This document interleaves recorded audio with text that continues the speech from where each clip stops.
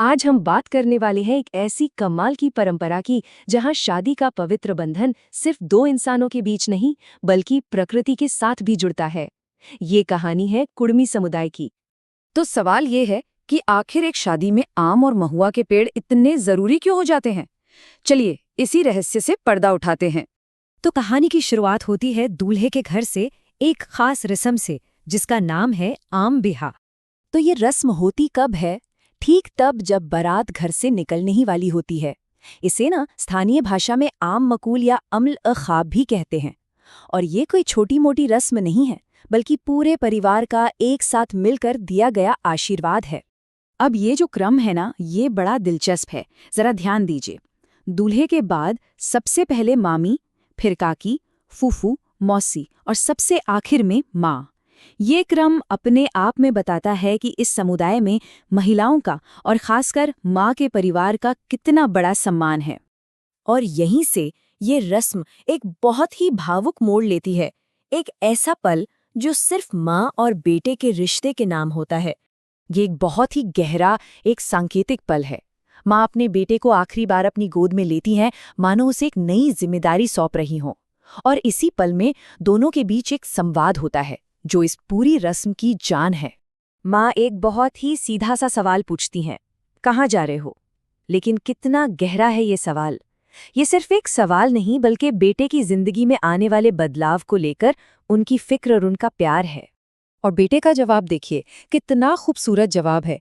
वो ये नहीं कहता कि मैं अपने लिए पत्नी ला रहा हूँ, वो कहता है कि मैं तुम्हारे लिए एक संगिनी, एक कामिन लाने जा रहा हूँ।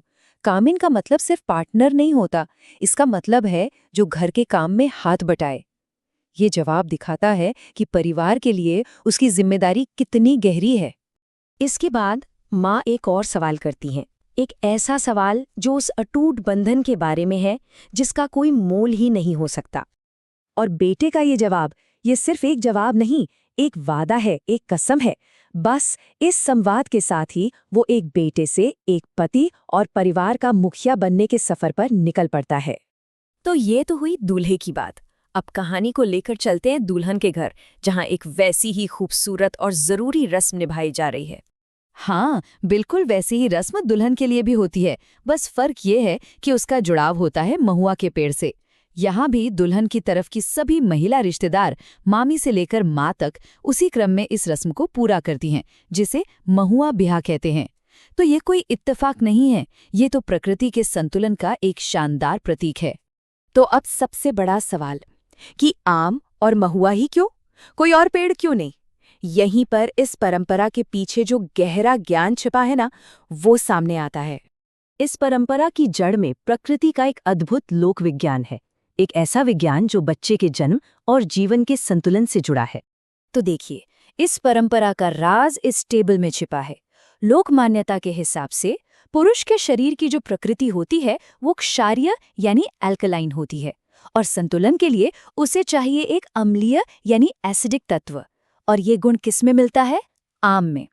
वहीं दूसरी तरफ स्त्री का शरीर अम्लीय प्रकृति का माना जाता है, और उसे संतुलन के लिए चाहिए क्षारीय तत्व, जो महुआ का खास गुण है।